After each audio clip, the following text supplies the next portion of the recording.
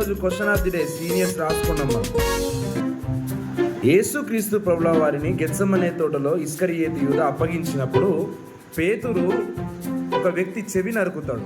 ఆ చెవి నరకబడిన వ్యక్తి పేరు, అతని ఉద్యోగం ఏంటో చెప్పాలన్న. గెత్సెమనే తోటలో చెవి నరకబడిన వ్యక్తి పేరు, అతని ఉద్యోగం. మేరీ జోన్స్ దేనికోసం డబ్బులు సంపాదించింది?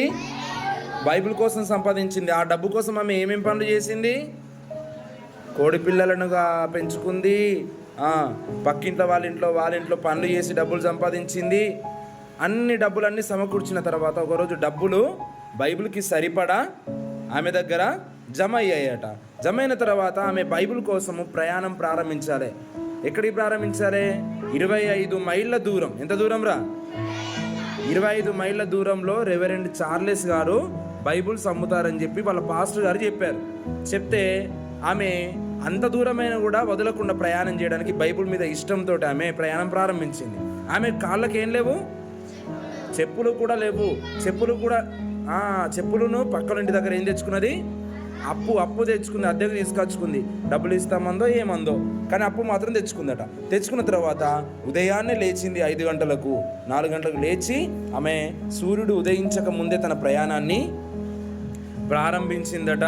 సూర్యుడు ఉదయించక ముందే ప్రయాణం ప్రారంభించేసరికి ఆమె మెల్లిమెల్లిగా నది దాటింది, మెల్లిమెల్లిగా అడవి దాటింది. అయితే బండలు రాళ్ళు ఉన్న స్థలంలో ఆమె ఏం చేసింది?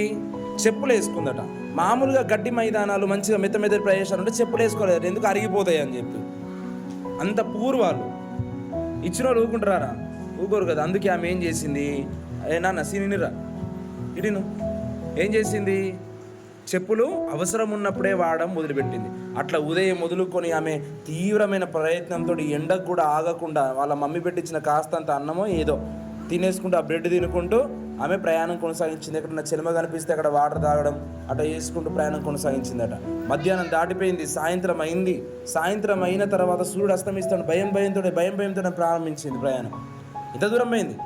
25 మైళ్ళ దూరం ఒకటే రోజు ప్రయాణం చేసింది ఆమె. అంత స్పీడ్గా వెళ్ళిపోయిందట.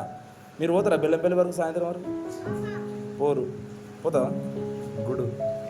అంత 25 మైళ్ళ దూరం వరకు ఆమె ప్రయాణం చేసిందట. అంత దూరం వెళ్ళిన తర్వాత చిమ్మ చీకట్లు అలుముకుంటున్నాయి.